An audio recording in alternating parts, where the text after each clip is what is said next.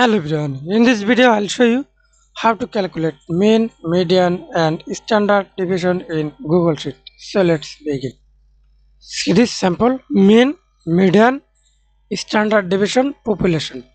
First mean, see this average.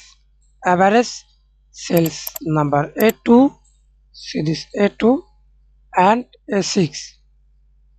Simply press equal or manually selected cells, remove cells number, then manually select range, press enter. Apply the same process for another cells,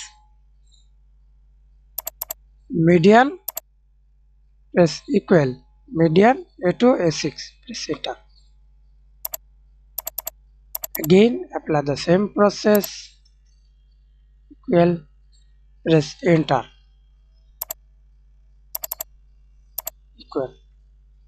That's it. Thanks for watching. Please like, comment, share and subscribe to my channel.